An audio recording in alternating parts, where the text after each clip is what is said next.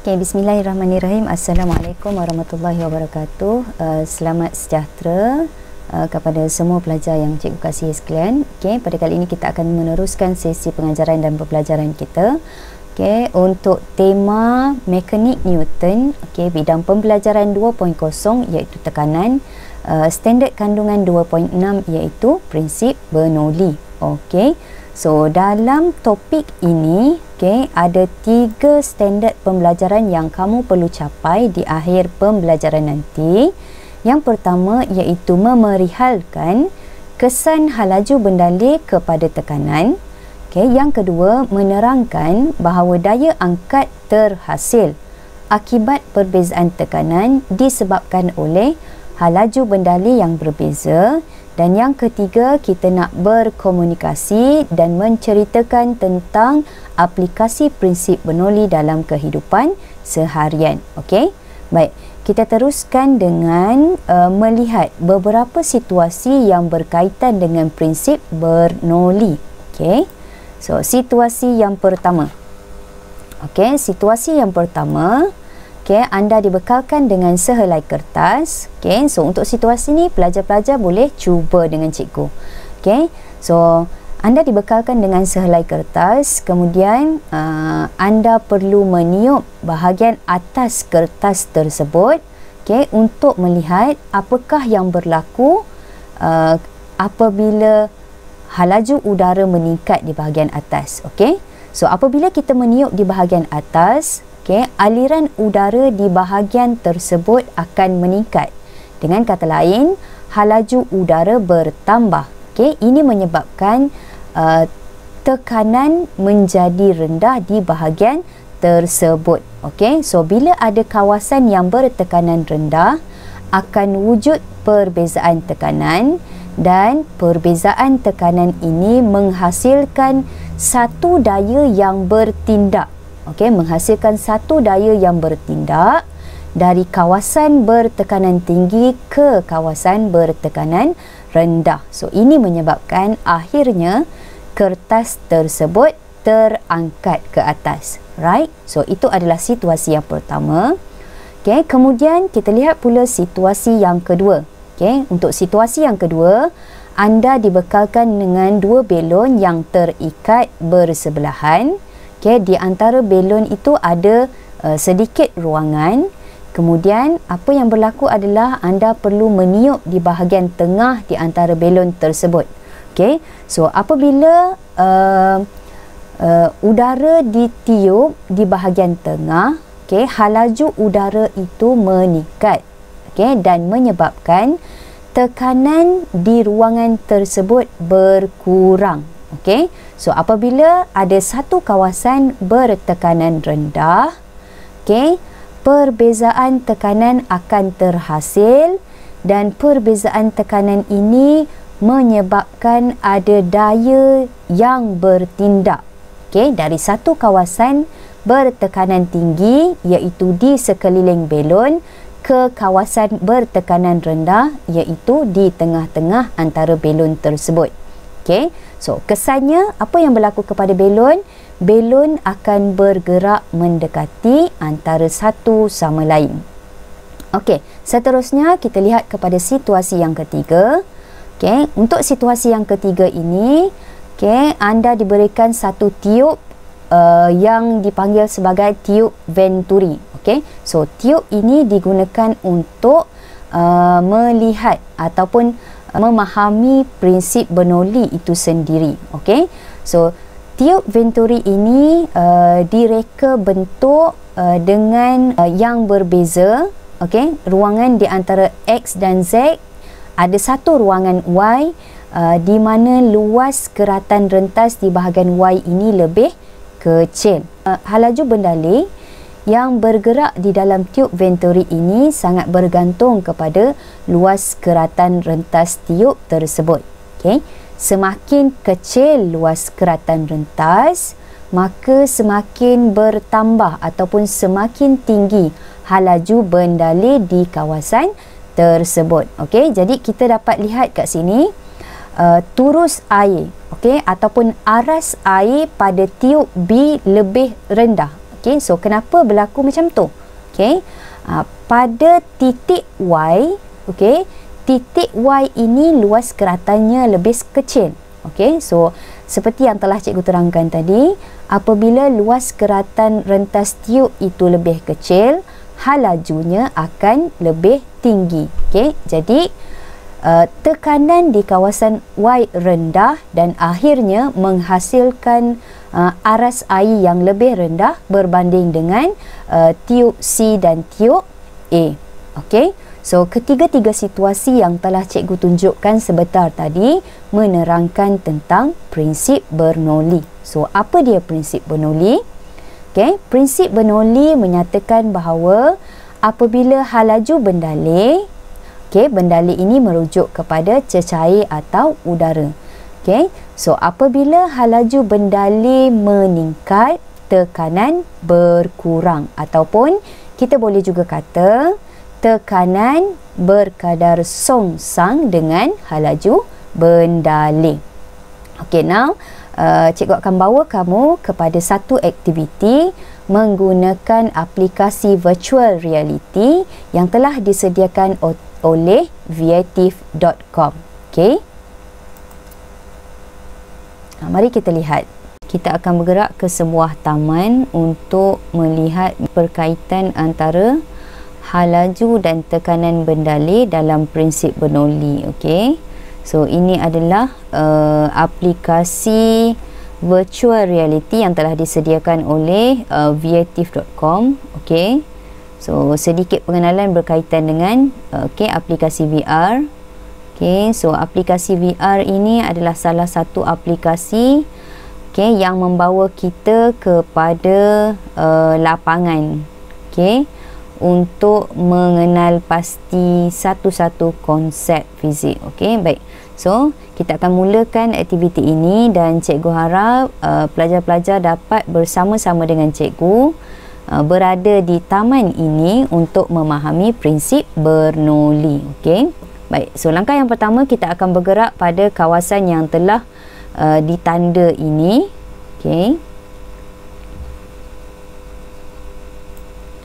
Okey, so kita diberikan satu pipe air.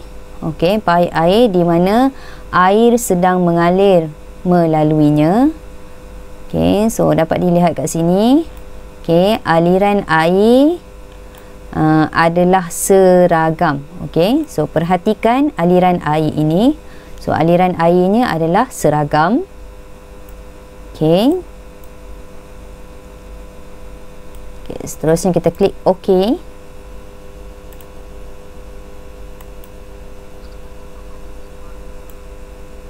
Okey, sekarang kita diminta untuk klik pada pada bahagian yang telah di-highlightkan di sini. Okey.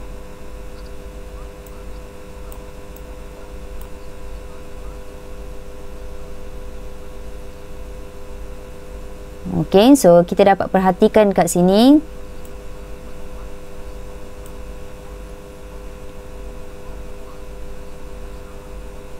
Ini pada hujung batang pipe ini, okey, anak panah ini mewakili tekanan yang bertindak, okey, tekanan air yang bertindak pada dinding pipe tersebut. Okey.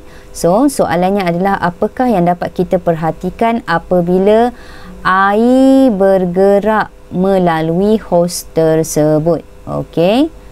So kita pilihan jawapan kita adalah air mengenakan tekanan yang seragam. Okey, air mengenakan tekanan yang seragam pada dinding hos. Okey, tekanan yang dikenakan oleh air kepada hos tersebut adalah malar ataupun seragam. Okey, maka kita dapat lihat tadi air itu keluar daripada batang paip pada hal laju yang malar juga. Okey.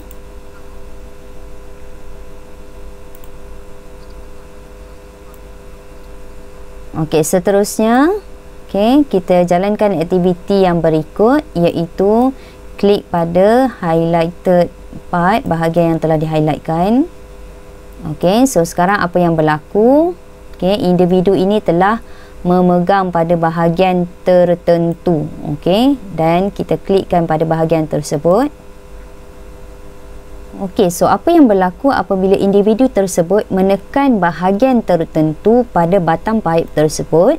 Okey, halaju air di kawasan tersebut meningkat, maka tekanan di kawasan tersebut berkurang. Okey, kemudian apabila air melepasi kawasan yang ditekan tadi, okey, tekanan akan kembali seperti biasa, dan halaju air juga akan sama seperti sebelumnya. Okey. Jadi persoalan di sini, apakah yang berlaku kepada tekanan air pada bahagian yang telah ditekan berbanding dengan kawasan yang lain? Okey. Jadi pilihan jawapannya adalah tekanan di kawasan tersebut lebih rendah. Okey. Okey, berdasarkan aktiviti yang telah kita jalankan dalam aplikasi virtual reality ini, okey, prinsip Bernoulli tersebut kita dapat lihat dengan baik, okey, di mana apabila halaju bendalih berkurang, okey, apabila halaju bendalih berkurang, maka tekanannya meningkat ataupun sebaliknya. Okey.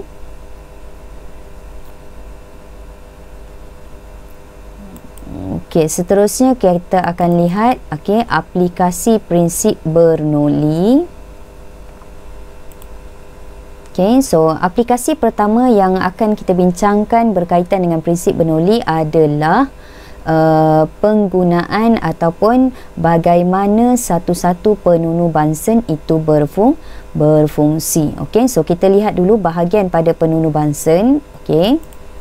So pada penunu Bunsen ada lubang udara. Okey, so lubang udara ni apabila kita menggunakan penunu Bunsen tu haruslah dibuka.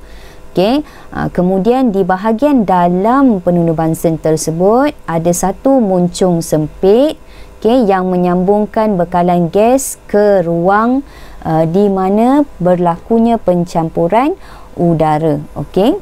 Baik. So apabila penunu Bunsen disambung ke bekalan gas, okey, gas terpancut keluar melalui jet dengan kelajuan yang tinggi. Okey. So ini akan menghasilkan satu kawasan R. So kawasan R ini di dalam ruang inilah. Okey, ruang lubang udara ni, iaitu satu kawasan yang bertekanan rendah. Okey. Jadi udara dari luar, okey, udara daripada luar penunu Bunsen ini mempunyai tekanan atmosfera yang lebih tinggi, menyebabkan udara dari luar disedut masuk ke kawasan R. Okey. Kemudian apa yang berlaku? Gas bercampur dengan udara membolehkan pembakaran lengkap berlaku, dan nyalaan ini lebih panas, iaitu nyalaan berwarna biru. Okey. Seterusnya kita lihat aplikasi yang kedua, iaitu bentuk aerofoil pada kapal terbang. Okey, so ini adalah bentuk aerofoil pada kapal terbang, okey, di mana bahagian hadapannya lebih besar ataupun lebih lebar. Okey, so apa yang berlaku? Okey, apa yang berlaku?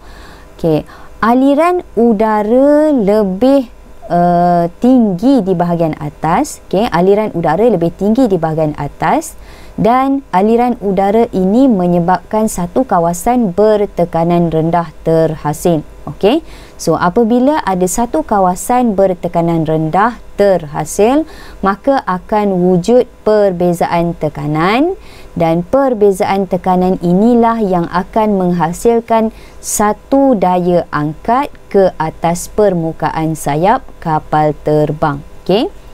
So semakin besar luas permukaan bawah sayap kapal terbang, semakin besar daya angkat yang dihasilkan. Okey, jadi ini menyebabkan bentuk aerofoil ini membantu kapal terbang untuk bergerak naik ke atas ataupun ke ruang udara. Right? Okey, so selesai perbincangan kita berkaitan dengan dua aplikasi bentuk aerofoil. Okey, seterusnya kita akan pergi kepada bahagian penilaian. Okey, bahagian penilaian ni kita akan bincangkan sedikit soalan berformatkan SPM sebenar. Okey. Okey, di sini cikgu sediakan satu soalan berbentuk format SPM sebenar. Okey, iaitu soalan bahagian A, iaitu soalan membanding beza. Okey, soalan membanding beza. So, apa yang perlu kamu lakukan bila kamu dapat soalan begini adalah yang pertama, kita perlu menganalisis bahan ransangan yang diberikan. Okey, so apa dia bahan ransangan? Okey, bahan ransangan ini biasanya berbentuk rajah. Okey, so dapat kita lihat kat sini ada rajah 5.1 dan rajah 5.2. Okey, untuk rajah 5.1 diberikan kepada kamu situasi ataupun keadaan kertas ini sebelum udara ditiup di bahagian atas kertas dan selepas udara ditiup di bahagian atas kertas. Okey, kemudian rajah 5.2, kita dapat lihat kat sini keadaan kanopi sebelum lori itu bergerak dan apakah yang berlaku ataupun keadaan kanopi tersebut selepas lori bergerak. Okey. Okey. Okey, baik. So kita lihat persamaan yang pertama. Okey. Kertas dan kanopi tidak terangkat apabila udara tidak bergerak. Okey, apabila udara tidak bergerak. Okey, kemudian persamaan yang kedua, kertas dan kanopi bergerak ke atas apabila laju udara bertambah. Okey. So kenapa kita nyatakan macam ni? Okey. So untuk jawapan yang pertama tu, okey, kita tak tiup bahagian atas kertas. Okey. Kemudian untuk kanopi pula, kereta ataupun lori ini tidak bergerak. Okey. Jadi udara di bahagian atas untuk kedua-dua situasi, iaitu sebelum berlakunya pergerakan itu tidak bergerak lah. Okey, udara dia tidak bergerak. Okey, untuk persamaan yang kedua, kertas dan kanopi bergerak ke atas. So kenapa kertas dan kanopi itu bergerak ke atas? Sebab untuk situasi yang pertama ataupun rajah yang pertama, kita tiup di bahagian tersebut. Okey, so bila kita tiup di bahagian tersebut, okey, halajunya bertambah, halaju udara bertambah di bahagian atas, kemudian tekanannya berkurang. Okey, maka kertas ini akan bergerak ke atas, sama juga seperti kanopi. So bila lori mula bergerak, halaju di bahagian atas kanopi ini bertambah, tekanan berkurang di kawasan tersebut. Okey, dan perbezaan tekanan pun terhasil menyebabkan kertas dan kanopi tadi bergerak ke atas. Okey, baik. So kita pergi kepada soalan B. Okey, soalan B ni dalam penjelasan cikgu tadilah sebenarnya. Okey. So, soalan B, bandingkan tekanan udara di atas dan di bawah. Okey. So, tekanan udara di atas rendah berbanding di bawah. Okey. So, boleh nyatakan macam tu saja. Kita ambil satu bahagian saja.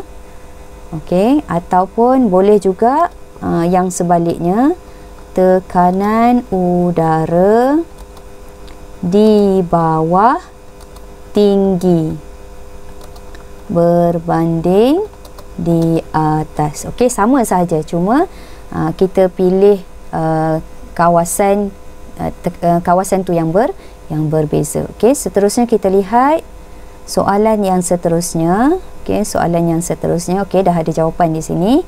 Okey, hubung kaitkan laju udara dan tekanan udara.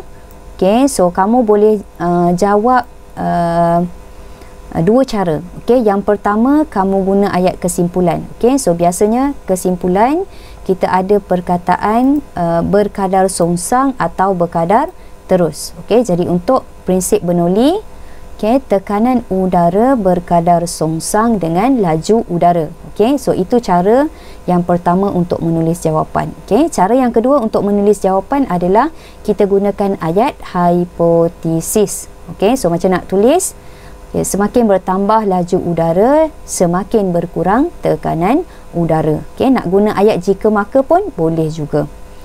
Okay, seterusnya soalan D, namakan prinsip yang terlibat dalam C. Okey, namakan prinsip yang terlibat dalam C.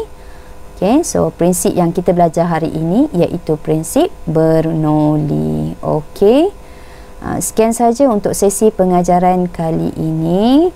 Okey, so cikgu harap penjelasan dan aktiviti yang cikgu jalankan untuk sesi kali ini memudahkan kamu untuk lebih memahami prinsip Bernoulli. Okey, sekian saja. Assalamualaikum warahmatullahi wabarakatuh dan selamat sejahtera.